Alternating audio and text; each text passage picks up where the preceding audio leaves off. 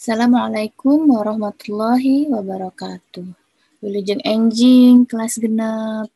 Mugia kelas genep sadaya sehat sareng aya dina tantayuan Allah Subhanahu wa taala. Apa kabar kelas 6? Semoga selalu dalam keadaan sehat ya.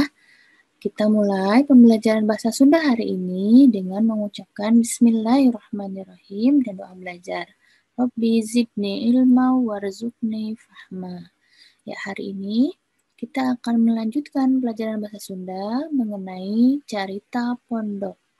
Jadi sebenarnya untuk pembelajaran bahasa Sunda di Bekasi khususnya itu sebenarnya hampir sama dengan bahasa Indonesia. Jadi bahasa Indonesia yang dibahasa Sundakan. Jadi kalau misalnya di bahasa Indonesia itu ada cerita pendek atau cerpen, nah di bahasa Sunda ada namanya carpon, yaitu cerita pondok, artinya sama-sama cerita pendek.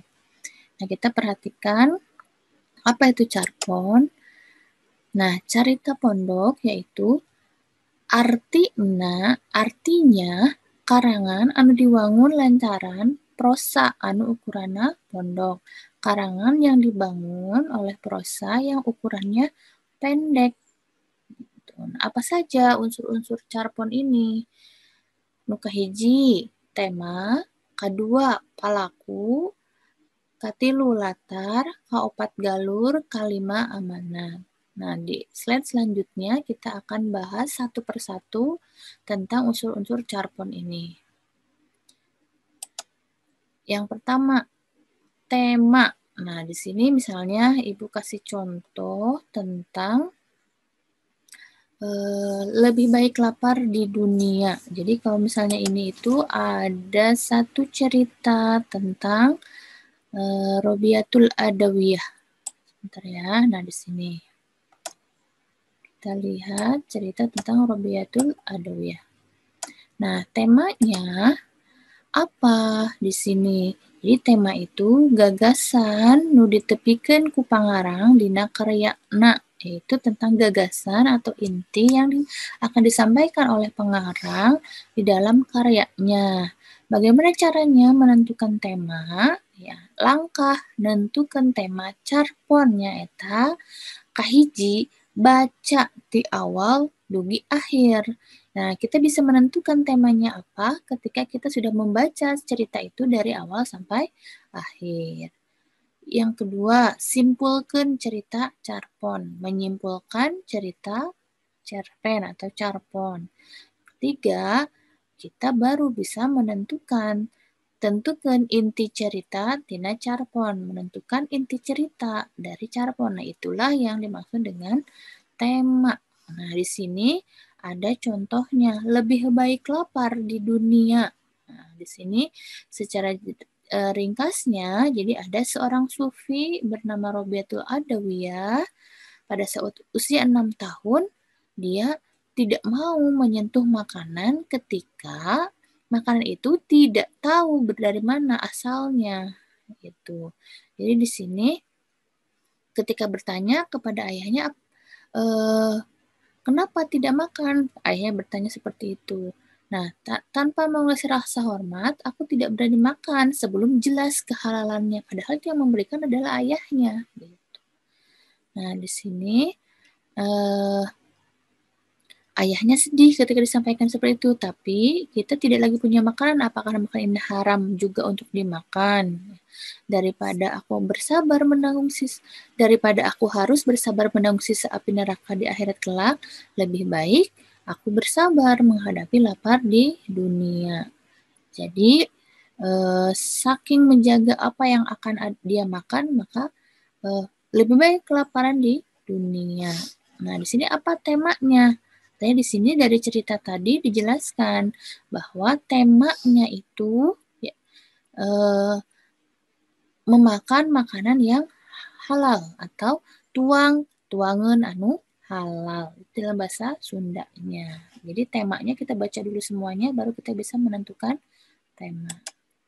Nah, pelaku itu berarti pelaku atau tokoh dalam cerita dalam carpon itu. Nah, apa pelaku itu? nyaeta tokoh nu ngalakonan atawa nu dilalakon dina carita. Tokoh yang melakoni atau ditokohkan dalam cerita itu. Nah, dalam cerita yang tadi, tokohnya siapa? Yaitu Robiah al-Adawiyah jeung bapakna, yaitu Robiah al-Adawiyah dan bapaknya. Yang selanjutnya latar. Nah, apa itu latar? Nyaeta waktu jeung tempat lumasungna kejadian dina cerita, yaitu waktu dan tempat berlangsungnya kejadian dalam cerita. Jadi latar itu bisa latar waktu, bisa latar tempat. Nah, kalau ini di dalam cerita ini karena memang hanya sepenggal, jadi tidak terlihat. Tapi kalau misalnya kita baca lagi dari cerita Robiatul Adawiyah, bisa kita lihat misalnya di cerita pondok ini atau tentang cerita tentang Robiatul Adawiyah, dia itu lahir di Basrah, Irak, gitu ya, di Basrah, Irak. Jadi kemungkinan latar tempatnya yaitu di Basrah atau di Irak. Juga kita bisa ketahui misalnya di sini pada saat usia 6 tahun. Nah, Robiatul Adawiyah itu lahir pada tahun 95 Hijriah. Jadi ketika usia 6 tahun berarti 95 ditambah 6 itu 101 Hijriah.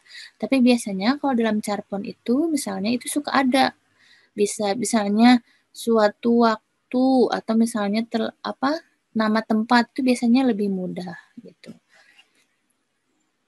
Kemudian yang selanjutnya galur, yaitu alur. Nyaeta jalana carita atau runtuyan kejadian dina carita, yaitu jalannya cerita atau urutan dari kejadian dalam suatu cerita. Itu untuk alur. Nah, yang terakhir yaitu amanat. Amanat nyaeta hal nu bisa dilenyepan tina eusi carita ku anu maca. Biasanya amanat itu adalah hal yang bisa kita ambil dari isi cerita orang yang sedang membaca itu. Nah, dalam carpon lebih baik lapar di dunia, apa amanatnya? Amanatna nyaeta urang kedah tuangan anu halal. Kita harus makan makanan yang halal. Gitu ya, itu tentang carpon. Nah, itu ada tema, ada palaku, ada latar, ada galur, dan ada amanat. Mudah-mudahan bisa difahami. Untuk selanjutnya, nanti ada tugas yaitu menentukan satu tema, yang kedua palaku, yang ketiga latar, yang keempat amanat dari carpon di buku paket halaman 2. Mudah-mudahan antum semua sudah membawa buku paketnya ya.